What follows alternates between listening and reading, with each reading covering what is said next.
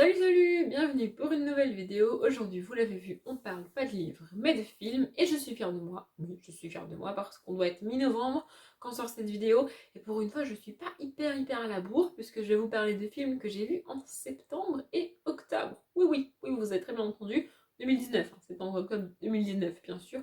Je suis pas trop à la bourre. Du coup, l'objectif de cette vidéo, c'est que ça ne dure pas une éternité non plus. Donc j'arrête de divaguer et on y va. Ah oui, comme d'hab, parce que j'ai pas appris tous les réalisateurs, je connais même pas tous les noms des acteurs parce que je suis nulle pour retenir les noms des acteurs. Donc comme d'hab, je vous les écrirai ici avec le titre et les acteurs principaux plus le réalisateur. Et en barre d'infos, vous aurez la page vers le lien vers la page, c'est mieux. La page Storybox du film parce que comme ça vous aurez tous les acteurs, toutes les infos, l'année, la date, enfin, tout ce que vous voulez. Globalement, c'est des films sortis récemment. Je crois qu'il n'y en a qu'un qui n'est pas sorti récemment. Mais parce que tout le reste, je les ai vus au cinéma. Donc voilà, hein. Bref, le premier du jour, c'est La vie de colère. Alors lui, je sais qui est le réalisateur. Enfin, ils sont deux, mais je connais que Grand Corps Malade. C'est un film réalisé par Grand Corps Malade et un autre nom qui sera écrit ici ou ici, je ne sais pas où j'ai le plus de place. Mais je sais pas, je n'ai pas appris l'autre nom, enfin je ne sais pas comment il s'appelle, je suis désolée. Et donc dans ce film-là, c'est un film français hein, évidemment, on va suivre la vie d'un collège. Enfin oui, en gros, on a une nouvelle CPE qui débarque dans ce collège-là. C'est un collège un peu, je crois qu'il est en ZEP, hein. C'est un collège avec des enfants pas hyper aisés, pas hyper à l'aise au niveau scolaire, qui n'ont pas tous les moyens du monde pour y arriver. C'est un collège un peu avec des enfants pas à problème, mais qui partent dans la vie avec une situation pas hyper facile à gérer. Voilà, ils doivent aider leurs parents, parfois ils n'ont qu'un seul parent parce que l'autre s'est barré, parfois ils font des conneries, parfois leur grand frère fait des conneries, on parle de drogue, de dealers, voilà, on a des sujets comme ça qui sont abordés, on est dans un collège où tu peux y arriver dans la vie si tu y vas, mais ce sera un peu plus compliqué que pour d'autres enfants, par exemple. J'ai moi-même été en ZEP, donc c'est pas du tout condescendant ce que je dis. Bref, donc voilà, on va suivre ça, donc cette nouvelle CPE qui débarque. Et franchement, j'ai adoré. Je connaissais pas l'actrice qui joue cette nouvelle, ce personnage-là avant de voir ce film, et j'ai adoré cette actrice. Donc voilà, on suit ça. Elle va essayer d'aider les enfants, de leur montrer que c'est pas parce qu'ils partent avec des difficultés dans la vie et que ça va être plus compliqué pour eux dès le départ qu'ils peuvent pas y arriver. Elle va essayer de les aider, de les accompagner. On va suivre notamment un élève en particulier euh, qui, euh, qui lui part du principe que c'est mort en gros dans sa vie parce qu'il n'a pas les moyens, parce qu'il démarre mal et du coup en gros c'est mort, ça sert à rien qu'il essaye. Et justement le film est là pour lui montrer que s'il essaye vraiment, il peut y arriver, mais il va falloir qu'il soit volontaire en fait, il va falloir qu'il se donne les moyens lui-même d'y arriver puisque les gens autour n'ont pas vraiment l'aider. Enfin la situation fait que personne, enfin que c'est pas pratique pour lui en gros. Et voilà, j'ai adoré ce film-là, c'est un film très humain, très émouvant. Enfin, il y a beaucoup de personnes qui ont critiqué la manière dont c'est réalisé, la manière dont c'est filmé, en fait, à base de on se concentre tellement sur la manière dont c'est filmé qu'on en oublie le message et blablabla. Et moi, non. Enfin, moi, je trouve que la manière dont c'est filmé fait que c'est presque un reportage en fait, ça fait vraiment réaliste. T'as vraiment l'impression d'être dans un vrai lycée, dans un vrai collège, avec des vrais élèves, pas des acteurs en fait. Et j'ai trouvé ça vraiment cool. La fin m'a déchiré le cœur, évidemment. Vu la fin, je pense qu'il y a moyen de faire une suite et j'espère qu'on aura une suite. Vraiment, j'espère. Si c'est pas le cas, je m'en remettrai. Mais voilà, c'est un film que j'ai vraiment beaucoup aimé. De manière générale, je suis très fan de cinéma français, hein. Je sais qu'il y a c'est pas comment dire, c'est pas populaire. Enfin, il y a beaucoup plus de monde qui préfère le cinéma américain au cinéma français. Je suis pas au stade où je préfère le cinéma français, mais j'aime beaucoup les réalisateurs et le cinéma français. Donc je vous encourage vivement à regarder des films français parce que les Français savent faire aussi des bons films. Le deuxième que j'ai vu en septembre, c'est Un jour de pluie à New York. Je crois que c'est dans ce temps-là que sont les mots. Et là, j'ai pas vraiment aimé. En gros, on suit un couple de jeunes gens qui sont à la fac et qui doivent faire un... En gros, ils sont en fac de journalisme, je crois, et la fille a décroché un entretien avec un grand réalisateur. C'est pas un grand réalisateur dans le sens où il n'est pas hyper populaire, mais c'est un réalisateur important, un réalisateur qui fait un peu des films d'auteur. Et du coup, pour eux qui sont dans ces villes-là, c'est hyper important, il est hyper connu, il l'adore et tout. Enfin, c'est un peu comme ça que j'ai vu le truc. Et donc, il débarque à New York avec son. Enfin, elle débarque à New York avec son copain pour faire cet entretien. Et en gros, on va plus suivre le copain que elle dans son milieu journalistique avec son entretien. Et donc, on va suivre lui dans New York, qui se balade, qui se pose des questions sur sa vie. j'ai pas franchement accroché au film, c'est dommage parce que j'aime beaucoup les acteurs principaux, mais j'ai pas accroché au film. Alors pareil, hein, vous aurez lu leur nom ici parce que je me rappelle pas de leur nom. Euh, En fait, j'ai trouvé ça, l'ambiance très bizarre. C'est une ambiance un peu pesante, un peu... Ça m'a un peu rappelé l'univers de Dan dans Gossip Girl, pour ceux qui connaissent. Voilà, c'est un univers très sombre, très bizarre comme ça, et franchement, j'ai pas adhéré du tout. En plus de ça, enfin, ça m'a énormément perturbée. Alors, je sais pas si c'est moi qui suis débile ou si c'est volontaire pour le film, mais en gros, quand le film démarre, on a l'impression qu'on est dans les années 80, par le style des vestimentaires, par la manière dont les personnages s'expriment et par le manque de moyens qu'ils ont. C'est-à-dire que je crois qu'ils sont à Columbia ou un truc comme ça et ils doivent se rendre à New York et c'est panique à bord. Comment on fait? Ils parlent pas de j'appelle machin. J'avais vraiment l'impression qu'on était dans les années 80, surtout parce qu'ils n'avaient pas de téléphone portable en fait. Alors ça peut paraître con, mais quand tu regardes un film en 2019 avec des personnages ados ou préadultes qui n'ont pas de téléphone portable, moi ma première réaction c'est de me dire on n'est pas dans les années 2000, on est avant. Enfin, je pense que c'est un peu cohérent, tu vois. Et en fait, non, a priori, Enfin, c'est un film contemporain à nous qui se passe de nos jours. Et j'ai trouvé ça bizarre, en fait. Enfin, voilà, il y a il y a plein de petits éléments comme ça qui m'ont perturbé tout au long du film. Et j'ai trouvé ça dommage, vraiment. La fin m'a pas franchement convaincue. Et voilà, je suis ressortie du cinéma en mode ouais, bon, la prochaine fois, c'est moi qui choisis le film parce que là, c'était pas top. Hein, c'est pas moi qui l'avais choisi, celui-ci. Mais voilà, j'ai pas vraiment aimé. Bon, moi, ma pote a adoré parce qu'elle surkiffe l'acteur, et enfin bref. Mais moi, j'ai pas vraiment aimé. Donc, je passe au mois d'octobre et le premier que j'ai été voir au cinéma au mois d'octobre, c'est J'irai où tu iras. Donc là, je connais les actrices et la réalisatrice puisque c'est un film de et avec Géraldine Nakache et avec Leila Bekki. J'adore ces deux actrices-là depuis tout ce qui brille. Je les surkiffe, un truc de malade. Je crois que j'ai vu toute leur filmographie. Enfin bref. Et là, donc, on est sur un film sur Céline Dion. Alors, il faut le savoir, mais je ne regarde jamais la télé. Le seul programme télé que je regarde en mangeant le soir, c'est N'oubliez pas les paroles. C'est un peu mon passe-temps à moi. Apprendre les paroles et connaître les paroles de chansons et chanter les chansons, mais pas tout fort parce que je veux pas. Enfin, je préfère écouter la musique et connaître les paroles que la chanter moi tout fort en mode casserole.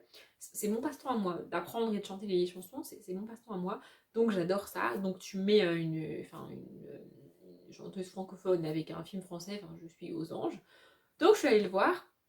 J'ai bien aimé, vraiment. On est autour de ces deux sœurs, enfin elle joue deux sœurs qui se sont engueulées, embrouillées pour un truc il y a hyper longtemps et qui du coup se parlent plus, et leur père qui essaye de les rabiboucher, de faire en sorte qu'elles se réconcilient parce que lui, hein, lui ça lui plaît pas de voir ces deux filles se déchirer.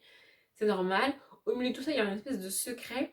Et le message du film est bien fait, mais j'ai trouvé ça dommage. Enfin, c'est bizarre à dire comme ça, mais en gros, les trois personnages passent leur temps à cacher des choses aux autres pour les protéger.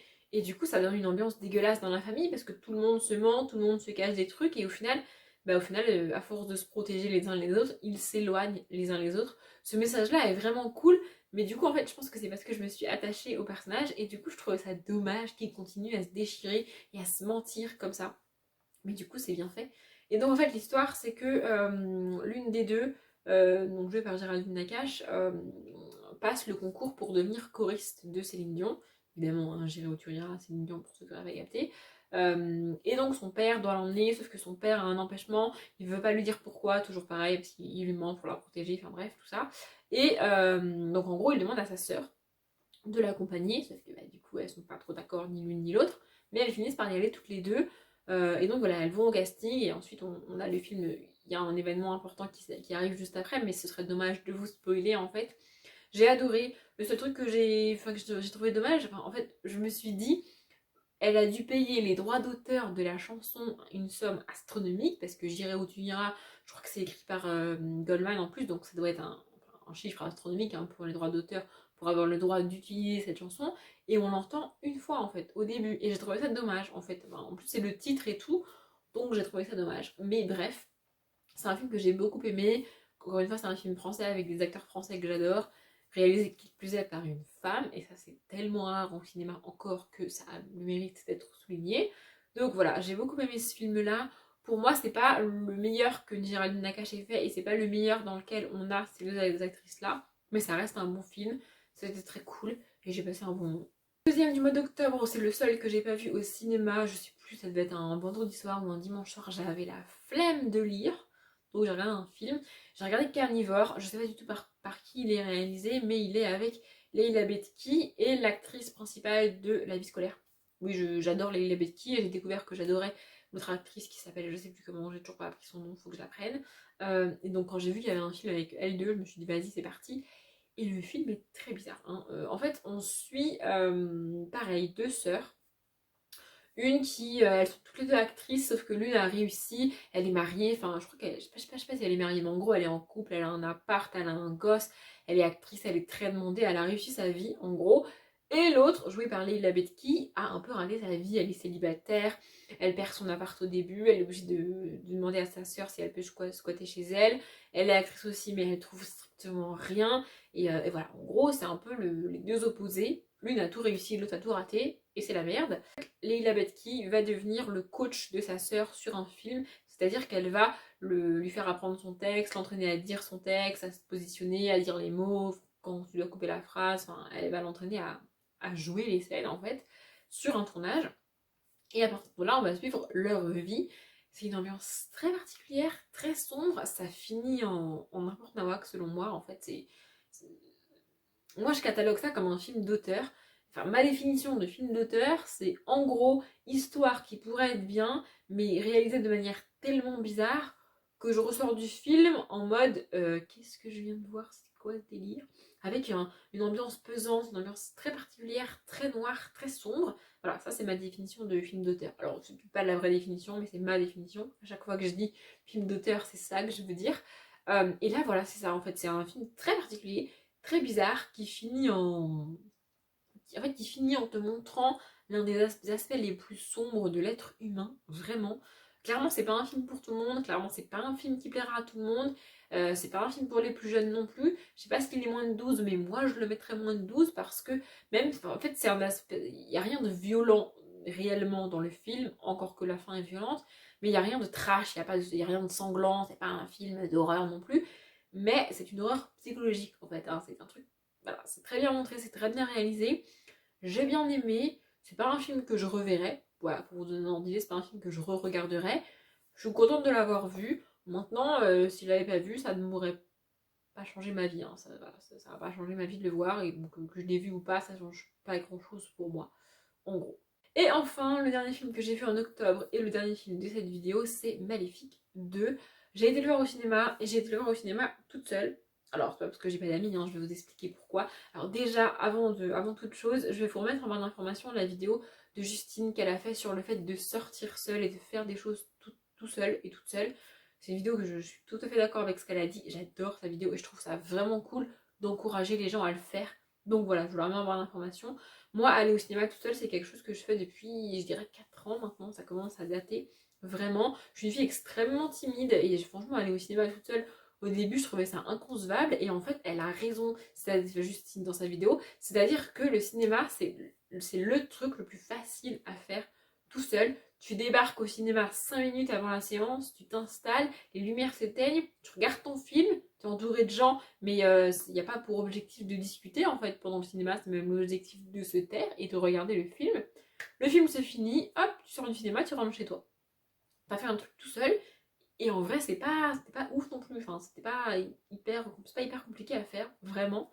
Bref, donc j'ai été voir Maléfique 2 toute seule. Pourquoi? Parce que mes potes voulaient le voir en 3D et que moi je ne peux pas aller voir du film en 3D au cinéma parce que ça, en fait, alors c'est pas la peine de commencer à m'expliquer que franchement je pourrais faire un effort, que franchement j'ai qu'à les retirer, c'est qu'un film de 2 heures, que blablabla, tout ce que vous voulez. Non. Porter deux paires de lunettes sur un nez pendant 2 heures, c'est juste insupportable. En plus de ça, moi en haut, je vois l'épaisseur de la lunette 3D en fait, parce que j'ai des vraies lunettes 3D avec une monture et tout, donc je vois la monture au-dessus de mon œil, enfin c'est juste insupportable. Et retirer mes lunettes, c'est pas possible, hein. C'est-à-dire que je ne vois strictement rien. Voilà, j'ai déjà fait le test. Dans une salle de cinéma, si je retire mes lunettes, je vois tout flou. Enfin, je distingue vaguement des couleurs, mais je vois vraiment tout flou. Je distingue ni les silhouettes, ni les maisons, ni rien. Je ne distingue rien, ni paysage, ni personnage, ni que dalle. Donc c'est pas la peine de regarder sans lunettes. Et j'avais pas envie de faire l'effort de regarder un film que j'avais vraiment envie de voir au cinéma, avec 2 paires de laine sur le nez. Franchement, j'ai dit à mes potes, vous savez quoi, allez-y sans moi, j'irai le voir toute seule en 2D, ça ne me dérange pas. C'est ce que j'ai fait. Bref, donc j'ai été le voir toute seule, et sans surprise, j'ai adoré. Donc en fait, on a une nouvelle histoire avec Maléfique. Donc pour ceux qui n'auraient pas suivi, Maléfique, donc avec Angelina Jolie, le premier, c'est une espèce de, c'est pas une réécriture, c'est l'histoire de Maléfique.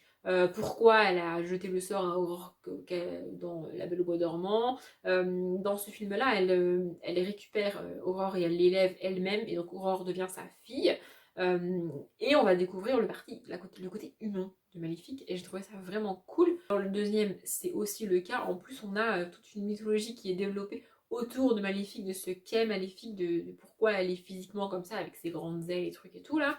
J'ai adoré ce film-là. Ce que j'ai surkiffé, c'est que le grand méchant du film, c'est une femme, et mon Dieu que ça fait du bien. Alors vous allez me dire, ouais mais Maléfique, c'est aussi une femme. Oui, mais Maléfique, elle est méchante dans le sens sorcière. Vous voyez, elle est un peu cataloguée en mode sorcière. C'est une femme méchante, donc c'est une sorcière. Enfin bref, voilà, ce truc-là me fatigue. Et là, on a juste une femme méchante, sans aucune justification. Elle est juste méchante par essence. C'est bizarre, ça me rappelle une vidéo que j'ai vue de On se laisse la nuit hier. C'est une chaîne qui parle un peu de littérature et globalement de féminisme. Je vous mettrai la vidéo en barre d'infos aussi. La hauteur du montage va me détester, hein. Mais bref, c'est pas grave. Donc voilà, j'ai adoré ce film-là. Et surtout, ce que j'ai aussi beaucoup aimé, c'est que le personnage d'Aurore ne correspond pas au standard féminin de femme belle. En gros, elle a pas les longs cheveux blonds hyper beaux, elle a pas elle a pas des longues jambes interminables, elle a pas une poitrine grosse sans être trop grosse parce que sinon ça va pas, elle a pas les dents nickel, elle a pas un visage parfait. Elle est juste naturelle en fait, et c'est pas parce qu'elle est naturelle qu'elle est moche, hein, c'est pas ce que je suis en train de dire, mais elle est belle sans correspondre aux standards de la société, de la beauté d'une femme, enfin, selon la société, et j'ai trouvé ça vraiment cool. Voilà, en gros, pour moi, ce film rassemble tout ce qu'on essaye de mettre en place au niveau du féminisme ces dernières années, et je trouve ça vraiment cool. Et ben voilà, c'est officiel, il pleut, c'est déprimant. Bref, je suis désolée vraiment pour la luminosité de la fin de la vidéo si c'était sombre, mais je ne peux pas faire autrement. J'ai l'impression que là c'est un peu revenu, c'est pour ça que j'ai un peu attendu. Bref, en tous les cas, ma vidéo est terminée. J'espère que ça vous a plu. Comme d'habitude, je vous souhaite une bonne journée, un bon après-midi, un bon appétit ou une bonne nuit. Et je vous dis à bientôt.